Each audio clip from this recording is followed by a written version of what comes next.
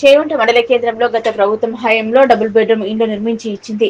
లబ్ధిదారుల ఎంపిక చేయకపోవడంతో ఎవరికి ఆ ఇండ్లను ఇవ్వకపోవడంతో ఆ ఇండ్లు అలాగే ఉండిపోయాయి. కొంతమంది లబ్ధిదారుల పేర్ల లిస్టులో ఉన్నాయని ఆ ఇల్లు తమకి ఇవ్వాలని సూచించినా ఎవరికి ఇవ్వకపోవడంతో గత 5 రోజుల క్రితం లిస్టులో పేర్లు ఉన్న లబ్ధిదారులు డబుల్ బెడ్రూమ్ ఇళ్లలోకి వెళ్లి నివసిస్తున్నారు. విషయం తెలుసుకున్న రెవెన్యూ అధికారులు డబుల్ బెడ్రూమ్ ఇళ్లలో ఉంటున్న వారిని బయటకు పంపించి ఆ ఇళ్లకు తాళాలు వేసి సీల్ వేశారు. ఇళ్లలో నుంచి వెళ్లిపోమనడంతో లబ్ధిదారులు తలదాచుకునేందుకు ఎక్కడానికి రైలు కట్టలేక ఇబ్బందులకు గురవుతున్నామంటూ నేడు చేగుంట మండల కేంద్రంలోని గాంధీ చౌరస్తా వద్ద ధర్నా రాస్తారోకోకు దిగారు. విషయం తెలుసుకున్న పోలీసులు సంఘటన స్థలానికి చేరుకొని ఆందోళనకారులను శాంతింపచేసి ఆందోళన విరమింపచేశారు.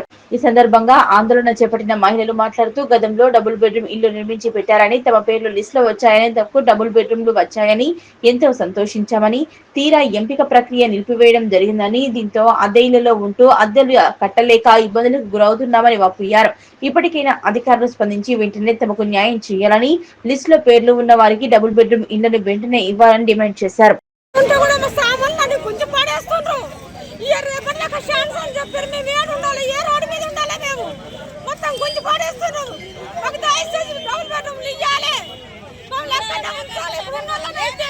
ఎవరు చేస్తారు మీ సామాన్లు? ఎవరు తీసేస్తారు?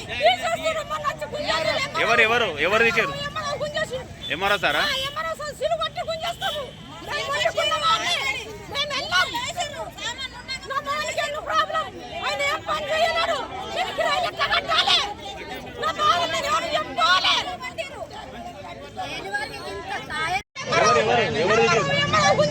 ఎంఆర్ఓ సారా?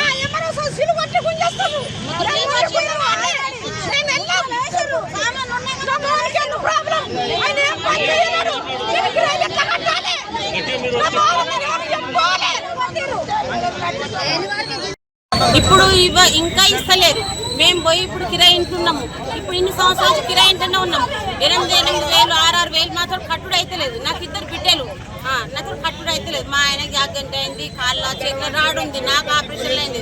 మేము కష్టం చేసే పరిస్థితి లేదు. ఏ కష్టం చేసినా కానీ 100-200 వచ్చే పరిస్థితి. మాకు కిరాయి కట్టేంత పరిస్థితి మాకు లేదు.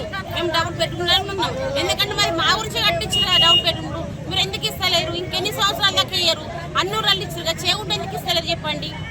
మేము ఇక్కడనే డబుల్ బెడ్రూమ్లలోనే ఉంటాము. చావైనా బతుకైనా ఇక్కడనే ఉంటాం. మేము మాత్రం డబుల్ వెళ్ళము.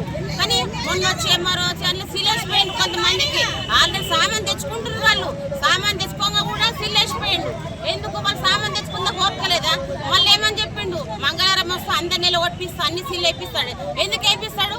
మమ్మల్ని చంపినా సరే మేము మాత్రం డబుల్ బెడ్రూమ్లోకి వెళ్ళము. మాకు ఎందుకు? కాబట్టి ఇల్లు లేవు. ఇల్లు లేని ఆమె కొట్లాడుతున్నాం. ఇల్లు ఉన్న వాళ్ళకి ఇవ్వకండి, ఇల్లు లేని వాళ్ళకి ఇవ్వండి, చూసి ఇవ్వండి, అన్ని చెక్ చేయండి, ఆధార్ కార్డు అన్ని చెక్ చేయండి. కానీ మాత్రం మేము వాళ్ళకి వెళ్ళి ఏం చేస్తాం? చచ్చిపోతుంది తప్ప అంత మంచి ఏం చేయలేము. అంతే. మాకు మాత్రం డబుల్ బెడ్రూమ్ ఖచ్చితంగా కావాలి. దాని గురించి ఎంత దాకైనా పోరాడతాం. మాకు డబుల్ బెడ్రూమ్ కావాలి. ఎంత ఎంత అంటే అంత పోరాడతాం మేము. ఇస్తే మీకే దండాలు. దయచేసి అందరూ దండం పెడుతున్నా, అందరూ దండం పెడుతున్నా, దయచేసి ఇవ్వండి. మమ్మల్ని మాత్రము చనిపోయే ప్రయత్నం చేయకండి. దయచేసి బతికించే ప్రయత్నం చేయండి. మాకు డబుల్ బెడ్రూమ్ ఇచ్చే ప్రయత్నం చేయండి. చంపేసే ప్రయత్నం మాత్రం చేయకండి. అందరికి నమస్కారాలు. ఉన్నోళ్ళందరికి, పెద్దోళ్ళకి, చిన్నోళ్ళకి అందరికి నమస్కారాలు. ఇవ్వండి. ఖచ్చితంగా డబుల్ బెడ్రూమ్లు ఇవ్వండి.